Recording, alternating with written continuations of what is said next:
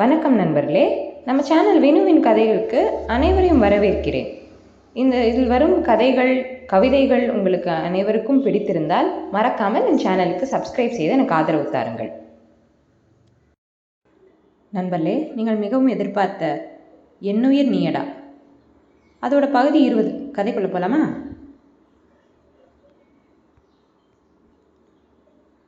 சாந்தா அனைவரையும் பழிவாங்குவேன் என்று தனக்குத்தானே கூறிவிட்டு குளிக்கச் சென்றார். குளித்துவிட்டு எதுவும் தெரியாது போல் கொஞ்ச நேரம் கழித்து வெளியே வந்தார். இன்றே நிவேதாவை வைத்து ஆரம்பிக்கலாம் என்று நினைத்துதான் கீழே போனார். ஆனால் அவளோ ஆதியின் வீட்டிற்கு அவள் சமைத்த உணவினை அப்பத்தாவுக்கு கொடுக்கச் சென்று விட்டாள். அப்பத்தாவுக்கு கொடுக்க போனாலோ இல்லை அவளோட பாவாக்கு கொடுக்க போனாலோ யாருக்கு தெரியும்? அவள் இருந்தால் மறதி நாடகத்தை வைத்து ஏதாவது அவளை செய்யலாம் என்று நினைத்துதான் வந்தார். அவள் இல்லாதது அவளுக்கு ஏமாற்றம்தான்.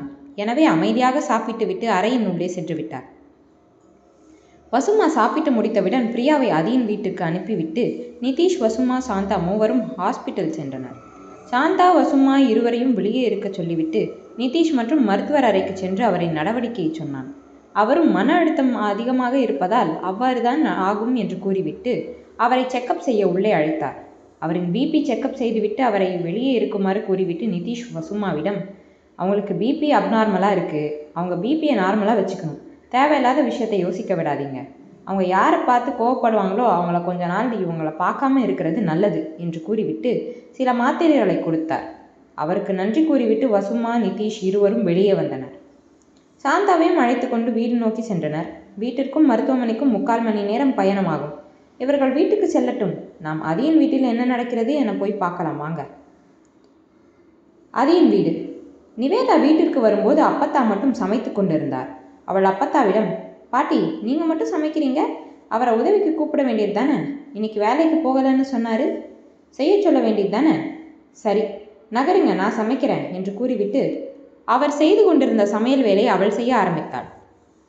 அப்பத்தா அவளிடம், இன்னார வரைக்கும் செஞ்சுட்டு தான் இருந்தா தாயி, இப்போதான் உள்ளே போனா, அப்புறம் பாட்டி சொல்லாத தாயி, அம்மாச்சின்னு சொல்லு, சரியா தாயி என்று அவளிடம் கூறினார்.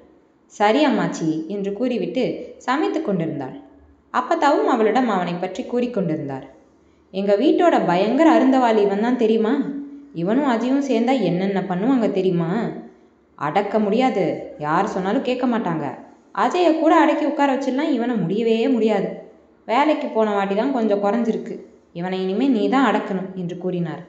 அம்மாச்சி, நானும் அவர் கூட சேர்ந்து சேட்டை பண்ணால் என்ன பண்ணுவீங்க என்று அவரை பார்த்து கண் சிமிட்டி கேட்டாள்.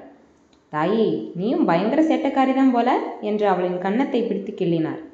ஆனால் அவனுக்கு கோபம் அதிகம் வரும் தாயி, அந்த நேரத்தில் யாராலையும் அவன்கிட்ட பேச முடியாது, மீனாட்சி புருஷன் மாறன் வந்த வாட்டி தான் அவன் கோவப்படுறப்ப அமைதி ஆக்குவார், அதுக்கு முன்னாடியெல்லாம் வீட்டில் பல பொருள் போட்டு உடச்சிருக்கான் தெரியுமா இவன் என்று அவனை பற்றி கூறினார். என்ன பார்த்தா, என்னை பற்றி உன் பேத்திக்கிட்ட என்ன சொல்லிட்டு இருக்க என்று கேட்டவாறு உள்ளே வந்தான். அவனின் பார்வை மொத்தம் அவனின் தேவதையிடம்தான். அதற்குள் இவளும் சமைத்து முடித்திருந்தாள். அனைத்தையும் எடுத்து டைனிங் டேபிளில் வைத்தாள். அப்பத்தா ஆதி இருவருக்கும் தானே பரிமாறினாள். முதலில் அவள் அங்கு வசுமா வீட்டில் இருந்து கொண்டு வந்த இட்லி சாம்பாரை வைத்துவிட்டு இங்கு செய்த தோசை காய்கறி குருமாவை வைத்தாள். அப்பத்தா சாப்பிட்டு விட்டு, உன் கைப்பக்குவம் அருமையாக இருக்கு தாயி என்று கூறினார். அதையும் கண்களால் பாராட்டிவிட்டு ஹாலுக்கு சென்றாள். பிரியாவும் அந்த நேரம் உள்ளே வந்தாள். அவள் அதியிடம், அண்ணா, ஏஞ்சல் எங்க என்று கேட்டுக்கொண்டே வந்தாள். அவனும், உள்ளே அப்பத்தா கிட்ட இருக்காடா என்று கூறினான். அதை கேட்டுவிட்டு, அண்ணா, அவளோட அம்மாக்கு ஏதோ ஆயிடுச்சுண்ணா என்று கூறி காலையில் நடந்தது என எல்லாத்தையும் கூறினாள். இப்பொழுது மருத்துவமனை அழைத்து சென்றதையும் கூறினாள். ஓ என கூறிவிட்டு, எதுக்கும் ஜாக்கிரதையாக இருங்க, எனக்கு என்னமோ அந்த அம்மா மேலே நம்பிக்கையே இல்லை, அதனால் கொஞ்சம் ஜாக்கிரதை என்று எச்சரிக்கை செய்தான். அவளும் சரி என கூறிவிட்டு அவளும் உள்ளே சென்று விட்டான். அவள் இவனின் எச்சரிக்கையை வைத்து சாந்தாவின் ஜாக்கிரதையாக இருக்க இருந்தால் வரும் நாட்களில் வீட்டில் நடக்கும் பிரச்சனையை தடுத்திருக்கலாம். விதி யாரை விட்டது? 1/2 மணி நேரம் சென்றிருந்தது. பயங்கர சத்தம் கேட்டது. உள்ளே இருந்த மூவரும் வெளியே வந்து பார்த்து அதிர்ந்தனர். அங்கே அதி ஒருவனை போட்டு அடித்து கொண்டிருந்தான்.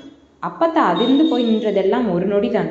பிறகு சிரித்துக்கொண்டே மற்ற இருவரையும் அழைத்து கொண்டு சோஃபாவில் அமர்ந்தார். இருவரும் அதிர்ச்சியாகவே அவரின் இழுப்புக்கு சென்றனர். ஐயோ ஆச்சி, என்னை இவன்கிட்டேருந்து காப்பாத்து, நீ தான் கூப்பிட்ட வர சொல்லி, இவன் இருக்கான்னு தெரிஞ்சிருந்தா நான் வந்திருக்கவே மாட்டேன் என்று அடி வாங்கி கொண்டே பேசி கொண்டிருந்தான். ஆனால் ஒரு அடி அதியை திருப்பி அடிக்கவில்லை.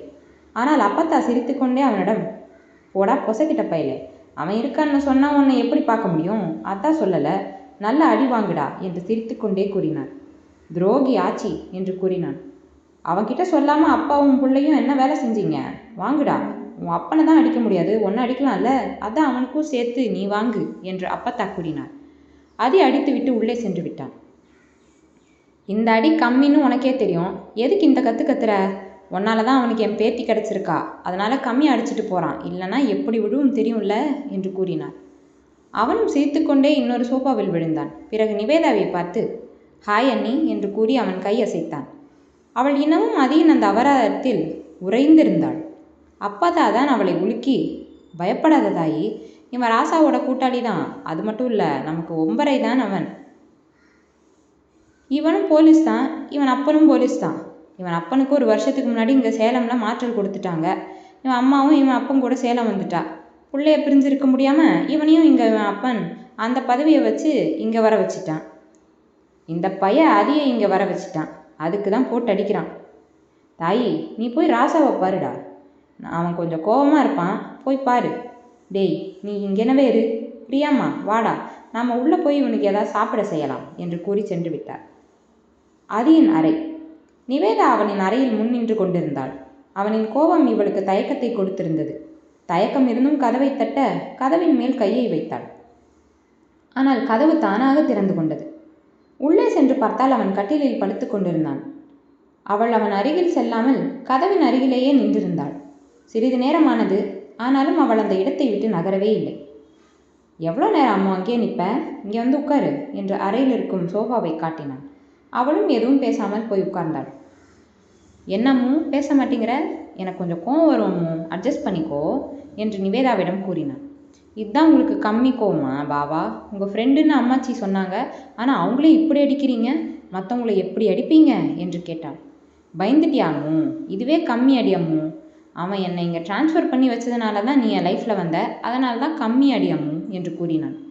பாவா, பயந்துட்டியான்னு கேட்குறீங்க? ஷாக் ஆகிட்டேன் தெரியுமா? எதுக்கு இவ்வளோ கோவம் வருது உனக்கு? நீங்கள் இவ்வளோ கோவப்படுறீங்கன்னு நான் நினச்சி கூட பார்க்கல. அவர் யார் என்று கேட்டாள். அவன் என் ஃப்ரெண்டு தாமோ, நம்ம பங்காளி வீடு தான், நம்ம பக்கத்து வீடு. சின்ன வயசுலேருந்து ஒன்றாவே சுற்றுவோம், ஒரே ஸ்கூல் ஒரே காலேஜ். ஆனால் நான் ஐபிஎஸ் எக்ஸாம் முதல் தடவையே பாஸ் ஆகிட்டேன், ஆனால் அவன் நெக்ஸ்ட் டைம் தான் பாஸ் ஆனான். ஸோ அவனை விட கொஞ்சம் ஹையர் பொசிஷனில் இருக்கேன்.